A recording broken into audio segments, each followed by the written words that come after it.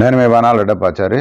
ఈరోజు మనం అపవిత్రుడు అంటే ఎవరు అంటే వ్యభిచారికి జన్మించిన పుత్రుడు. అంటే ఒక వ్యభిచారికి భర్తలు అనేది ఉండరు అనమాట. భర్తలు లేకపోయినా ఎంతో మందితో వెళ్తూ ఉంటుంది కాబట్టి ఆమెకు ఒక పుత్రుడు జన్మిస్తాడు. ఎవరికో ఒకరికి, వాళ్ళల్లో ఎవరికొకరికి జన్మిస్తాడు. ఇప్పుడు జీవన పోరాటం సినిమాలో, సోమరావు సినిమాలో రాధికకు ముగ్గురు వ్యక్తులు ఆమెను పాడు చేస్తారు. వాళ్ళ ముగ్గురికి కలిపి ఒక పుత్రుడు జన్మిస్తాడు. అదేవిధంగా ఈమెకు కూడా పాడు చేసి కావచ్చు, లేకపోతే ఇష్టంతో కావచ్చు, లేదా కామంతో కావచ్చు, ఒక పుత్రునికి జన్మనిస్తుంది ఎవరు? వ్యభిచారి. అలాంటి పుత్రుడు ఎలా జన్మిస్తాడు? ఇది ఎలా తెలుసుకోవాలంటే పుత్రుడు జాతకంలో ఉంటుంది. పుట్టిన శిశువు జాతకంలో ఇలా 5వ స్థానం శని యొక్క క్షేత్రమై అందులో కుజుడు నిలిస్తే, శని యొక్క క్షేత్రంలో కుజుడు నిలవాల. అంటే కుజుడు ఎలా ఉంటే ఇది 12వ స్థానం, 11వ స్థానం, 4వ స్థానం అట కాకూడదు. 5వ స్థానం అయి ఉండాల. 5వ స్థానంలో కుజుడు నిలవాల. అలాగే శని పోయి కుజుడిని చూడాల. శని కుజుడిని చూడాలంటే కర్కాటకంలో శని ఉంటాడు, అప్పుడు కుజుడిని చూస్తాడు. ఓకేనా? ఆ విధంగా కూడా 5వ స్థానాధిపతి చూపు జరిగింది. 5వ స్థానంలో కుజుడు కూడా శనిని చూశాడు. ఈ విధంగా కూడా అపవిత్రంగా అనేది జన్మిస్తాడు. ఎవరు? ఈ శిశువు. ఇతన్నే వ్యభిచారికి జన్మించిన పుత్రుడు అని మనం తెలుసుకోవచ్చు. అయితే నక్షత్ర పాదాలు అనేవి తెలుసుకుందాం. ముందుగా మనం నక్షత్ర పాదాలు తెలుసుకోవాలి. కుజుడు వచ్చి ఉత్తరాషాఢ 2 మీద, ఉత్తరాషాఢ 2వ పాదం మీద కుజుడు ఉంటే మళ్ళీ ఇక్కడే ఉంటాడు. ఓకే. ఏదో శ్రవణం 1 మీద ఉన్నా కూడా మళ్ళీ నవాంశంలో కుజుడు మేషంలోకి వెళ్తాడు. అది కూడా బలమే.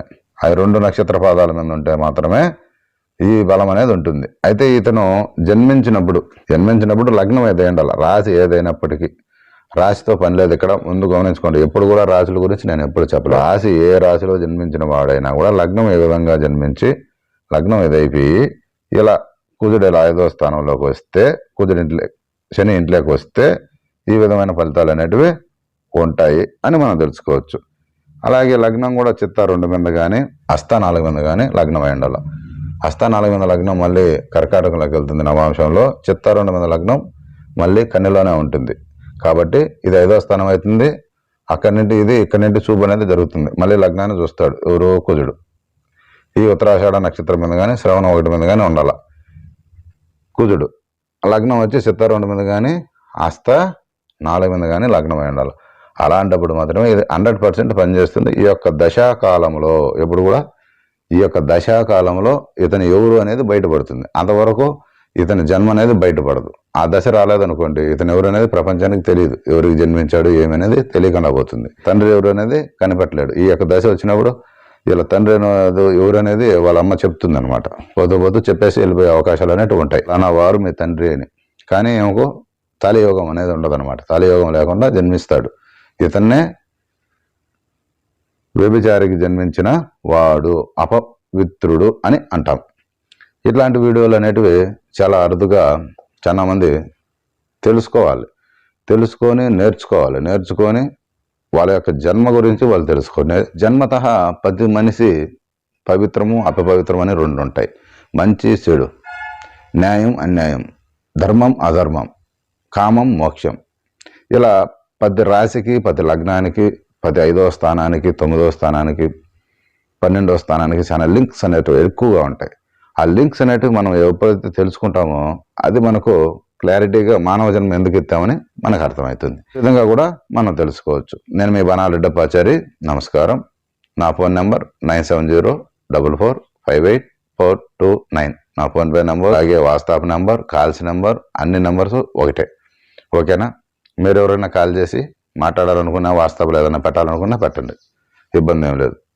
ఇక్కడ మనం చెప్పే ఫలితాలు అనేటివి ఎవరు కామెంట్లు చేయాల్సిన అవసరం లేదు. ఎందుకంటే నేను ఏదైనా చెప్పేది మనకు ఇచ్చిన బుక్స్ వాల్యూలో ఉండేటివి మాత్రమే చెప్తాను తప్ప నా సొంత తెలివితేటలతో నేను ఏది కూడా ఊహించుకొని ఒరిపించుకొని చెప్పను అనమాట. ఎందుకంటే ప్రతి ఒక్కటి కూడా మనకు నేర్చుకునేటప్పుడు బుక్స్ ఇచ్చారు, అప్పుడు మనకు అర్థం కాలేదు. ఎలా చెప్పాలా, ఏంటేంటో ఉన్నాయి, ఎలా చూడాలా, మనకేం అర్థం కావట్లేదు. అప్పుడు ఇది 10 సంవత్సరాలు కృషి చేస్తే కానీ, మ్యాక్సిమం రాత్రి పొగుళ్ళు కృషి చేస్తే కానీ ఒక ఫలితం చెప్పడానికి మనకు ఇప్పటికి మనం అర్థమైంది. ప్రతి ఒక్క ఫలితాన్ని కూడా మనం బుక్లో ఉండేదాన్ని క్షుణ్ణంగా పరిశోధన చేసి దాని వివరంగా అనేది మనకు అస్ట్రాలజీలకు నేర్చుకునే వాళ్ళకి కానీ జ్యోతిష్యం నేర్చుకునే వాళ్ళకి కానీ చెప్పే వాళ్ళకి కానీ మనకు అర్థమయ్యే భాషలో మనం చెప్తా ఉన్నాం.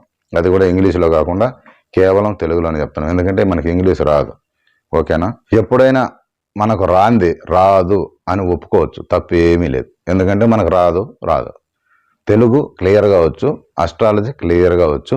మనం దాని గురించి మాత్రమే చెప్తాం. అస్ట్రాలజీ అంటే ఇంగ్లీష్, జ్యోతిష్యము క్లియర్గా మనం తెలుగులోనే నేర్పిస్తాం, తెలుగులోనే చెప్తాం. ఏది కూడా కానీ తెలుగులోనే నేర్చుకోవాలి వచ్చిన వాళ్ళు కూడా. ఇంగ్లీష్లో మీరు ఇక్కడ మాట్లాడినా కూడా మాకు అర్థం కాదు, మీరు మాట్లాడేది మాకు అర్థం కాదు. 5th 7th 8th 11th అవన్నీ తెలుస్తాయి, కానీ ఈ హౌస్ ఆ హౌస్ ఈ హౌస్ అవన్నీ వద్దు. కేవలం లగ్నం వేయండి, రాశికొండలో చూడండి, నక్షత్ర పదాలు చూడండి, నవాంశం వేయండి, నవాంశంలో ఎంత బలం ఉందో చూడండి, ఏ స్థానం ఎంత బలంగా ఉంది, ఏ దశకాలమో చూడండి, అంతే. ఇంగ్లీష్ అవసరం లేదు, తెలుగు వస్తే చాలు. తెలుగు వస్తే ఎంతైనా నేర్చుకోవచ్చు, ఇంగ్లీష్తో ఏం అవసరం లేదు. మనం ఇంగ్లీష్ దేశంలో పోయి ఎవరికి చెప్పాల్సిన అవసరం లేదు. కేవలం తెలుగు వాళ్ళకి అర్థమయ్యే భాషలో చెప్తే చాలు ఏది కూడా కానీ. ఎందుకంటే అందరూ ఇంగ్లీష్ ఏమి నేర్చుకోలేదు. మీరు ఇంగ్లీష్ నేర్చుకున్నంత మాత్రం తెలుగు రాకుండా ఇంగ్లీష్ నేర్చుకోరు కదా ఎవరు కూడా కానీ. అదేదో మొన్న ఒక మెసేజ్ పెట్టారు, ఏమండి మీరు కాస్త ఇంగ్లీష్లో ట్రాన్స్లేషన్ చేస్తారని. ఇంగ్లీష్లో ట్రాన్స్లేషన్ చేయడం కుదరదు, ఎందుకంటే మనకి ఇంగ్లీష్ రాదు. ఇంగ్లీష్లో ట్రాన్స్లేషన్ చేయాలంటే నేను మళ్ళీ ఇంగ్లీష్లో డబ్బింగ్ ఏదైనా యాప్ ఒకటి తయారు చేసి దాంట్లో పెట్టాల్సిన పరిస్థితి అనేది ఉంటుంది. ఇప్పుడు ఆ యాప్ చేసే వాళ్ళు కూడా మనకు ఎవరు తెలియదు. ఎవరైనా తెలిసింటే నాకు చెప్పండి, నేను చేసే వీడియోలు కూడా మీకు ఇంగ్లీష్లో అర్థమయ్యేట్టుగా డబ్ చేసి మళ్ళీ పెడతా. మళ్ళీ ఇంగ్లీష్లో చూసుకోండి కావాలంటే. ఓకేనా? నమస్కారం అండి, ఉంటాను. నేను మీ బాణాల డప్పాచారి. వీడియో నచ్చితే లైక్ చేయండి, షేర్ చేయండి. మరిన్ని వీడియోల కోసం చూస్తూనే ఉండండి.